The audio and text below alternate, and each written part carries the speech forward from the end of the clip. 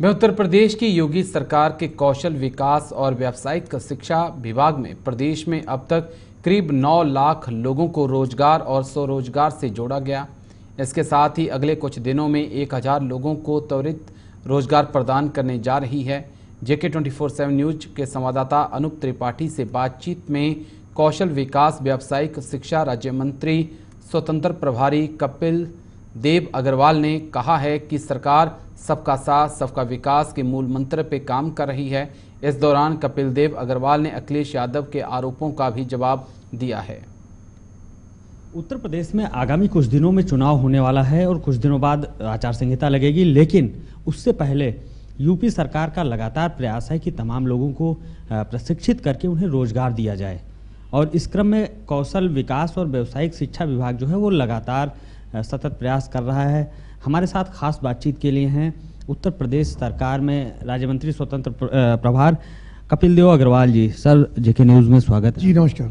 आपका सर एक बार फिर से रिकॉर्ड बनाता हुआ आपका विभाग दिखाई दे रहा है, लेकिन हम चाहेंगे कि दर्शकों को आप बताएं अब तक पिछले 4.5-5 सालों में कितने लोगों को प्रशिक्षित किया है कौशल विकास के जरिए और कितने लोगों को रोजगार दिया है? देखिए, गत 5 वर्षों के अंदर, जिसमें लगभग 1.5 वर्ष हमारा कोरोना में भी निकल गया, उसके बावजूद भी 9 लाख युवाओं को हमने विभिन्न स्किल सेक्टर्स के अंदर प्रशिक्षित करने का काम किया। और चूंकि जो हमारे TPs हैं, ट्रेनिंग पार्टनर्स होते हैं, वो कमिटेड होते हैं इस बात के लिए कि युवाओं को रोजगार भी दिया जाएगा।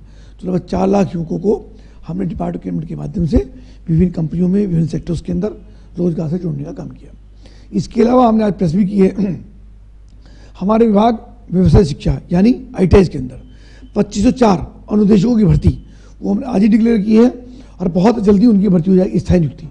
तो लगभग 5000 वैकेंसी हमारे इसमें है, तो आधी हमने फिलअप कर दी, आधी हम बाकी बहुत जल्दी हम कर देंगे। तो 2500 की वैकेंसियाँ बहुत जल्दी क्रिएट हो रही है। जो चयन आयोग है उत्तर प्रदेश का अधीनस्थ चयन आयोग, उसकी नियुक्ति करेगा, उसकी स्वीकृति आज शासन से जारी हो गई है।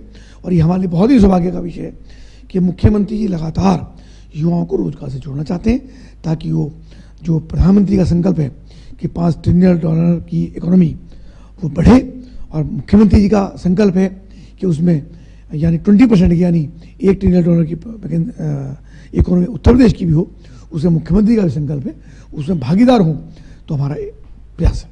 सर, एक बड़ा सवाल है कि उत्तर प्रदेश में व्यावसायिक शिक्षा कौशल विकास विभाग लगातार, हम उत्तर प्रदेश की बात करें या देश की बात करें, यहाँ के युवा सिर्फ देश ही नहीं विदेशों तक जाते हैं, तो वो प्रशिक्षित हों और जो प्रशिक्षण उन्हें लगातार परिवेश बदल रहा है, औद्योगिक विकास की बात हो या फिर तमाम इंडस्ट्रियल एरियाज़ की बात हो, तमाम सेक्टर्स की बात हो, परिवेश बदल रहा है, तो वो नए परिवेश में ढलें और देश विदेश में जाकर नौकरी जॉब कर सकें, इस लायक बने। इसके लिए आपका डिपार्टमेंट किस तरह के नए आयाम बनाने की कोशिश? अच्छा आपका प्रश्न है। हम लगातार इसी पे काम कर रहे हैं। हमने CDOs को DM के माध्यम से CDOs को कहा है कि आपके जनपद में किस प्रकार की रिक्वायरमेंट है। यहाँ हर जैसे ODOP मुख्यमंत्री ने कहा 1 डिस्ट्रिक्ट 1 प्रोडक्ट, तो इसलिए उन्होंने ये नारा दिया या प्रयास किया कि हर जिले की व्यवस्थाएं अलग है, हर जिले का प्रोडक्ट अलग है, हर जिले की भूमि अलग है, वहाँ की कृषि अलग है, वहाँ की इंडस्ट्री अलग है। जैसे आगरा के अंदर जूते का बहुत बड़ा काम है, बनारस के अंदर साड़ी का बहुत बड़ा काम है, मुजफ्फरपुर में गुड़ का बहुत बड़ा काम है, मुरादाबाद के अंदर ताले का बहुत बड़ा काम है, पीतल का बहुत बड़ा काम है। तो सब जगह की अलग अलग स्किल के हिसाब से उनको डिस्ट्रिक्ट वाइज, ब्लॉक वाइज हम ब्लॉक पर भी आदमी प्री अपॉइंट कर रहे हैं। वो जो वैकेंसी हमने निकाली हैं वो हमारे स्किल डेवलपमेंट में भी वैकेंसियाँ निकली हैं, उनके माध्यम से ब्लॉक वाइज सर्वे करा करके किस किस चीज़ की आवश्यकता पड़ेगी वैसा ही हम प्रशिक्षण देंगे। एक बात। नंबर 2, अभी तक होता जैसे हमारा ITI विभाग है, तो मतलब फिटर, टर्नर, वेल्डर ऐसे हम तैयार करते थे। अब हम इंडस्ट्री की मांग के अनुरूप इंडस्ट्री से हम पूछते हैं क्या बताइए क्या है, तो उनको हम डबल ट्रेनिंग दे रहे हैं। यानी 6 महीने ट्रेनिंग वो करेगा ITI के अंदर, 6 महीने ट्रेनिंग करेगा इंडस्ट्री के अंदर। अगर हमने उसको वेल्डिंग सिखाई तो वेल्डिंग हमारे पास मान लो मशीन कोई और है और इंडस्ट्री के अंदर वेल्डिंग किसी और प्रकार से होती है, तो 6 महीने वो ट्रेनिंग इंडस्ट्री के अंदर लेगा, वो इंडस्ट्री भी उसको सर्टिफिकेट देगी और वहाँ से एक्सपर्ट होकर या तो वही इंडस्ट्री उसको जॉब देगी, वरना उस लेवल की इंडस्ट्री में कहीं उसको जॉब मिलेगा। यानी हम इंडस्ट्री से जोड़ने का काम लगातार कर रहे हैं, जीरो से जोड़ने का काम कर रहे हैं, ताकि युवाओं को रोजगार के अवसर बढ़ सकें। अभी तक केवल सर्टिफिकेट दे करके उनको सड़कों पर छोड़ा जाता था, हमारी सरकार ने आने के बाद उसको डेवलप किया है और इंडस्ट्री की जरूरत के हिसाब से हम स्किल तैयार कर रहे हैं। सर अब हम एक दो सवाल पॉलिटिकल लेंगे चूंकि चुनाव सामने है। पश्चिमी यूपी की पहचान अगर हम 2017 के पहले जाते हैं तो दंगों के रूप में होती थी कि वहाँ दंगे ज़्यादा होते हैं, हिंदू मुस्लिम ज़्यादा होता है। लेकिन पिछले 5 साल में हमने देखा दंगे नहीं हुए हैं। कैराना की बात हो, वहाँ जो पलायन कर गए थे परिवार वो वापस बस आए गए। मेरठ में स्पोर्ट यूनिवर्सिटी जैसी तमाम, मेरठ एक्सप्रेस वे तमाम वहाँ विकास कार्य हुए हैं। तो क्या हम ये अब मान लें कि पश्चिमी यूपी आगे विकास के पथ पर तेजी से अग्रसर हो रहा है और वो पहचान आप बिल्कुल ठीक कह रहे हैं। पश्चिमी यूपी की दशा और दिशा बदल गई है। उत्तम प्रदेश बन रहा है, पूरे हिंदुस्तान के अंदर नंबर 2 पर है। जो नंबर 9 पर, 11 पर, 12 पर होता था, 15 पर होता था, आज हम नंबर 2 पर पहुंचे हैं। और योगी आदित्यनाथ लगातार प्रयास कर रहे हैं। जो गुंडों का साम्राज्य था वो खत्म हो गया है। गुंडागर्दी, आतंक, मुकदमे, झूठ, कत्ल, चोरी, यानी अय्याशी, एक तरीके से उत्तर प्रदेश के आदमी को होटल में कमरा भी नहीं देता था। ये दशा हमारी थी। आज हम गौरव के साथ जीते हैं, गौरव के साथ, वैभव के साथ हम बढ़ रहे हैं और उत्तर प्रदेश लगातार प्रगति कर रहा है। हमारी इकोनॉमी बढ़ी है, हमारी जीडीपी बढ़ी है, हमारी शुगर मिले जो बसपा सपा की सरकार ने बेच दी गई थी, उन शुगर मिल को भी चलाने का काम किया। युवाओं को रोजगार लगातार मिल रहा है। और दंगों का प्रदेश जो माना था, आपको ध्यान होगा कि 2014 में एक बेटी की इस्मत बचाते हुए दोनों जवानों ने कैसे जाके भिड़ गए तो किस प्रकार से उनको कत्ल कर दिया गया वहाँ पे, और कैसे कवाल के अंदर उस कत्ल का संदेश पूरी दुनिया के अंदर, देश के अंदर गया, और कैसे घेर के उसको मारा गया। और उन कातिलों को समाजवादी पार्टी की सरकार ने मुख्यमंत्री के निर्देश में उनको छोड़ दिया और डीएमएसएस में ट्रांसफर कर दिया, जिसको लेके नाराजगी लोगों में बड़ी दंगे के रूप में परिवर्तित हुई। तो योगी जी की सरकार में किसी को नहीं बख्शा जाता, कोई हो, जाति का आधार पर निर्णय नहीं हो, हिंदू हो, मुस्लिम हो, किसी जाति वर्ग का हो, जो अपराधी है वो अपराधी है, और जो अपराधी है उसका कानून के हिसाब से उसका कोई ना कोई निस्तारण उसका मुख्यमंत्री करते हैं। इसलिए उत्तर प्रदेश के अंदर एक खौफ है गुंडों में, और समान और सुरक्षा है आम व्यक्ति में। गुंडे 0.1%, बाकी सब लोग ठीक हैं। अब आप देखिए मेरठ का सोतीगंज बाजार कितना बदनाम था, हम भी 50 साल से देखते आ रहे हैं। वहाँ कोई भी गाड़ी का पुर्जा प्राप्त कर लो, कोई गाड़ी जाएगी 15 मिनट के अंदर खत्म। उस बाजार को बंद करके आज वो केले और ठेले पे मूंगफलियां बेचने का काम कर रहे हैं। तो ये जो गुंडागर्दी का साम्राज्य था, उसमें सबसे बड़ी बात ये है, हिंदू की बात नहीं कर रहा, मुस्लिम की बात भी कर रहा हूं। अपराध करते होंगे 1 या 2% लोग, बदनाम होती थी पूरी कौम। ये सबसे बड़ा लाभ अगर योगी जी की सरकार में हुआ तो मुसलमान को ही हुआ है कि मुसलमान पर जो बदनामी का टप्पा था, जो लोग उसका बदनामी एक नजर से देखते थे कि यार ये ऐसे हैं, ऐसे हैं, ऐसे हैं, मैं लूंगा तो खराब हो जाएगा, वो सब ठप्पा उनके ऊपर से खत्म हुआ है। अब ना कोई गोकशी हो रही है तो नहीं कहते कि मुस्लिम गोकशी कर रहा है, ना चोरी हो रही है तो लोग चोरी के आरोप लगाते हैं, साहब चोरी ये लोग करते हैं। तो ये जो चीज़ें हुई हैं तो मुसलमानों को भी बहुत सम्मान और स्वाभिमान के साथ उत्तर प्रदेश में जीने का मौका मिला है। एक अच्छा वातावरण प्रदेश में बना है। सर, मुसलमानों के आप सम्मान की आपने बात की है, तो हमने चाहे अल्पसंख्यक कल्याण विभाग की जो तमाम योजनाएं उसके तहत जो लोग लाभान्वित हो रहे हैं, शिक्षा, मदरसा, उनकी बात की हमने देखा है। बड़े बड़े फंड मिल रहे हैं, बड़ी योजनाएं हैं, लेकिन जो कहा जा रहा है कि योगी जी खिलाफ है मुसलमानों के, एक बीजेपी सरकार को एक प्रोपेगेंडा जो तैयार किया जाता है, हम प्रोपेगेंडा शब्द अगर इस्तेमाल करें तो गलत नहीं होगा, तो क्या इसका कुछ असर चुनाव में देखने को मिलेगा? पश्चिमी यूपी में क्या मुसलमान खिलाफ होंगे? भाजपा सरकार या मोदी जी या योगी जी मुसलमान के खिलाफ नहीं है। आप एक उदाहरण नहीं दे सकते उन्होंने मुसलमान के खिलाफ व्यक्तिगत रूप से कुछ कहा हो। गुंडों के खिलाफ कहा है, मुख्तार अंसारी, अतीक अहमद, आजम खां, जिन गरीबों की संपत्तियों पर कब्जा करके अपने अपने बड़े बड़े भवन मानिए उन पर बुलडोजर चलाने का काम किया। समाजवादी पार्टी उनके नाम से मुसलमानों को डराने का काम कर रही है कि साहब मुसलमानों पर हमला हो। मुसलमान हमला नहीं है, गुंडों पर हमला है, गुंडा फिर कोई भी हो।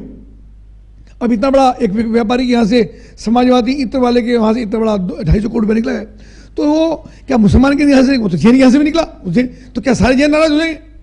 वो दूसरा वो वैश्य था तो क्या सारे वैश्य नाराज हो जाएंगे? एक गुंडागर्दी व्यक्ति कर रहा है, धंधेबाजी कर रहा है, टैक्स की चोरी कर रहा है, जीएसटी सरकार को नहीं दे रहा है, रेवेन्यू दे रहा है, बिलिंग नहीं कर रहा है, तो वो एक व्यक्ति के ऊपर कार्रवाई है, ना कि पूरे समाज के ऊपर। अखिलेश यादव उनका नाम लेकर के मुसलमान को अखिलेश से डराने का काम कर रहे हैं ताकि मुसलमान छिटक करके भाजपा की तरफ ना चला जाए। भारतीय जनता पार्टी ने सब मुसलमानों जो गरीब लोग हैं सबको मकान, सबको राशन, सबको खाद्यान्न, सबको सुरक्षा, सबको सौभाग्य में कनेक्शन, सबको स्वास्थ्य बीमा, यानी क्या नहीं दिया, सबको मिला, सबका साथ। दो शब्द हैं। एक राहुल गांधी जी ने कहा था कि मैं हिंदुत्व को नहीं मानता, हिंदू अलग किया उन्होंने, हिंदुत्व अलग कर दिया। दूसरा अखिलेश यादव जी ने कहा था जिन्ना जी का नाम लिया। तो इन दोनों चीज़ों को किस तरह से देखते हैं आप? राहुल गांधी तो पप्पू है, उसके बारे में क्या टिप्पणी करें, और उसको पता है हिंदू क्या होता है, हिंदुत्व क्या होता है। ठीक है, उनके बाबा कौन थे, उनके परिवार कौन था, इसमें जाऊंगा तो थोड़ा खराब बात हो जाएगी। मैं इसे टिप्पणी करना नहीं चाहता। राहुल गांधी का नजर ही नहीं आ रहे। अब प्रियंका जी आगे क्यों है, प्रियंका जी फ्रंट लाइन में क्यों है? राहुल गांधी का तो कांग्रेस आई की होर्डिंग का फोटो भी नहीं है, तो राहुल गांधी के ऊपर क्यों चर्चा करते हो? जो कांग्रेस ने ही चर्चा से बाहर कर दिया, उसके बारे में हम चर्चा क्यों करें? ठीक है ना, सोनिया जी का, इसका प्रियंका का फोटो है, राहुल गांधी का फोटो नहीं है होर्डिंग पर, तो आउट हो गया। कांग्रेस से नहीं आउट, हमने आउट नहीं किया, कांग्रेस से नहीं, उनको अपने सिस्टम से आउट कर दिया, उन पर कोई टिप्पणी नहीं। और रही अखिलेश जी की बात, तो अखिलेश यादव जी ने एक बार कहा था कि जिन्ना हमारे आदर्श हैं। एक बार उन्होंने कहा मोदी जी, तो मोदी जी को उन्होंने कहा कि मोदी जी अब काशी के अंदर रहे, काशी अंतिम समय में काशी में रहना होता है। अभी मुझको किसी ने बताया कि वो चिलमवादी कह रहे हैं योगी आदित्यनाथ जी को। तो मुझको लगता है कि जैसे जैसे चुनाव नजदीक आ रहे हैं और जैसे जैसे भारतीय जनता पार्टी का वर्चस्व और उनकी लोकप्रियता और उनके प्रति समर्पण, समर्थन, प्यार, स्नेह मोदी योगी के प्रति बढ़ रहा है, अखिलेश यादव जी की बुद्धि दिग्भ्रमित हो गई है। उनको ये समझ में नहीं है कि मोदी जी के यानी मोदी जी प्रधानमंत्री हैं, योगी आदित्यनाथ जी मुख्यमंत्री हैं, तो उनके लिए कम से कम कैसे शब्दों का प्रयोग करो। जो आदमी संवैधानिक कुर्सी पर बैठा है, उनके लिए किन शब्दों का प्रयोग करना। मैं चाहूँगा, प्रभु से प्रार्थना करूँगा कि अखिलेश जी को सद्बुद्धि दे भगवान, और वो ठीक शब्दों का प्रयोग करें, चुनाव लड़ें। आप देखिएगा कि भारतीय जनता पार्टी पहले से अधिक मतों से और पहले से अधिक सीटों से उत्तर प्रदेश के अंदर आ रही है। आखिरी सवाल लेंगे सर। अब एक राज्यसभा सांसद हैं मथुरा के, उन्होंने पत्र लिखा कि मुख्यमंत्री जी आके मथुरा से चुनाव लड़ें। कई लोग अलग अलग और मांगे कर रहे हैं पश्चिमी यूपी में, तो आप क्या कहेंगे? क्या योगी जी को जाना चाहिए पश्चिमी यूपी और इसका और अच्छा मैसेज जाएगा? अब योगी जी ने कहा कि मुझको चुनाव लड़ना है, ऐसा संदेश आया, मैंने मुझसे तो नहीं कहा, पर टेलीविजन पर आप लोगों ने दिखाया है। अब योगी कहे, अब योगी जी तो स्वयं टिकट देने वालों में से हैं, वो तो कहीं भी जहाँ चुनाव लड़ेंगे वहाँ प्रदेश में सर्वाधिक मतों जीते। आज तक जलवा कायम है उनके सामने, तो मुझको लगा विपक्षा को पर्चा भी नहीं भर पाएगा, मतलब ऐसी तरह जलवा उनका है, और भरेंगे तो उनकी जमानतें जब्त होंगी। तो निश्चित रूप से योगी जी कहीं से चुनाव लड़े, हम सबका स्वागत है। और वो निश्चित रूप से अत्यधिक, मतलब कोई लिमिट नहीं उसकी, जितने वो चुनाव जीतने वाले हैं। हमको हमारी पूरी शुभकामनाएं। बस हमारी प्रभु से प्रार्थना है कि मोदी जी, योगी जी स्वस्थ रहें और वो लंबे समय तक ये देश और प्रदेश का नेतृत्व करते हैं। बहुत बहुत शुक्रिया सर बातचीत के लिए और समय देने के लिए। आप थे कपिल देव अग्रवाल, उत्तर प्रदेश सरकार में राज्य मंत्री स्वतंत्र प्रभार हैं, कौशल विकास, व्यावसायिक शिक्षा, तमाम मुद्दों पर उन्होंने बहुत खुले मन से बातचीत की और साफ तौर पर कहा कि योगी जी पूर्वांचल हो, पश्चिमी यूपी हो, कहीं भी जहां से भी चुनाव लड़ना चाहें वो लड़ सकते हैं। जनता, पार्टी कार्यकर्ता और पार्टी उनके स्वागत के लिए आतुर है।